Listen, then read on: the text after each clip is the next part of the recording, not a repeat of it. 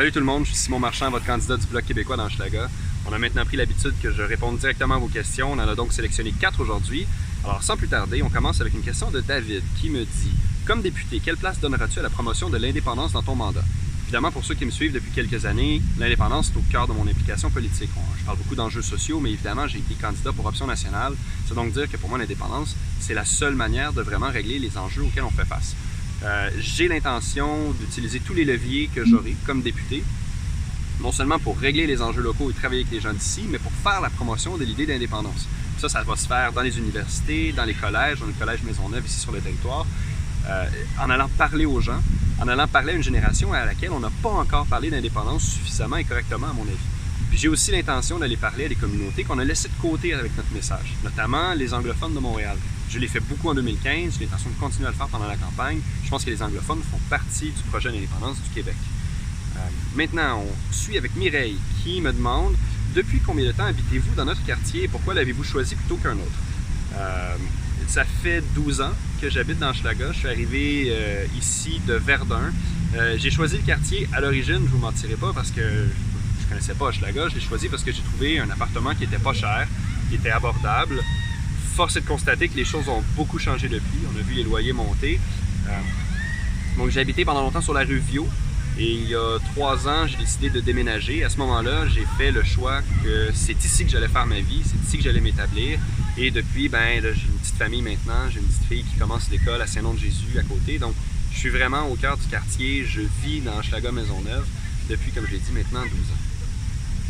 On a Jean-Sébastien qui nous demande « À quoi ça sert de voter Bloc si vous ne pouvez pas former un gouvernement? » Question qu'on a entendue souvent. Je suis certain qu'il y a des gens qui se la posent à la maison. Fondamentalement, voter Bloc, c'est voter pour des gens qui n'ont pas à faire de compromis sur les enjeux qu'ils souhaitent défendre. Moi, j'ai pas de limousine à aller me chercher comme ministre. J'ai pas à faire de deal avec les gens de l'Ouest. J'ai pas à faire de compromis sur ma volonté de bloquer le transport de pétrole à travers le territoire québécois, par exemple. J'ai pas besoin de faire de compromis sur la question de l'avortement. Pour nous, c'est réglé, c'est un droit acquis, puis on y touche plus. Voter pour un député québécois, c'est voter pour des gens qui sont plus proches de nous.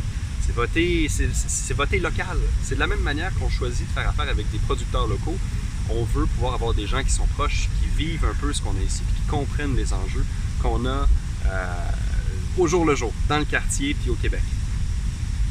Dominique me demande « Salut Simon. » Oh, il y en a beaucoup de questions, donc je vais les faire une par une. Te connaissant un peu depuis quelques temps, il y a une question ou deux que je veux demander, mais quand je te vois, j'oublie chaque fois. Parfait, donc là c'est une bonne occasion d'y répondre. Je sais que tu es en couple avec ton ami qui est anglophone. Quand et comment vous êtes-vous rencontrés? Ça fait un peu plus de 3 ans maintenant.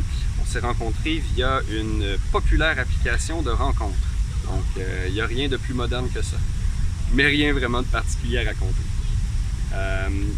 Elle est originaire de quel coin? De l'Ontario. Sans aller dans les détails, canadienne, donc elle vient de l'Ontario. Et comment voit-elle d'être en couple avec un futur député du Bloc et sa perspective sur la souveraineté, entre autres? On a beaucoup de conversations assez intéressantes sur le sujet. Je pense que le plus difficile et le plus intéressant, ça a été de discuter un peu des préjugés face au mouvement indépendantiste. La perception que c'est un mouvement qui est fermé, qui a certaines visées, qui est interprété comme étant un mouvement qui est xénophobe et tout ça. Je pense que les premières fois, ça a été autour de ça qu'il fallait faire le cheminement, lui expliquer que l'indépendantisme, ce n'est pas que pour se faire un pays, c'est aussi pour se faire un pays qui va nous plaire, un pays qui va donner l'égalité des chances aux gens, un pays dans lequel on essaie de faire un changement positif dans le monde. Donc on a eu beaucoup de conversations. Je ne l'ai pas encore convaincu d'être indépendantiste, je ne désespère pas, mais je trouve ça intéressant d'avoir la perspective de quelqu'un qui vient de l'extérieur du Québec, qui vient me challenger, qui vient me poser des questions, qui vient préciser mes points de vue sur certains enjeux, puis ça me permet aussi de voir ce que d'autres personnes en pensent. Donc ça fait des bien belles conversations à l'heure du souper. Ça fait 4 questions. Si vous avez d'autres questions que vous n'avez pas eu la chance de me poser, laissez-les en commentaire. Je vais me faire un plaisir et un devoir d'y répondre d'ici à la fin de la campagne. Et sinon, continuez de me suivre sur ma page, sur Instagram ou sur Twitter.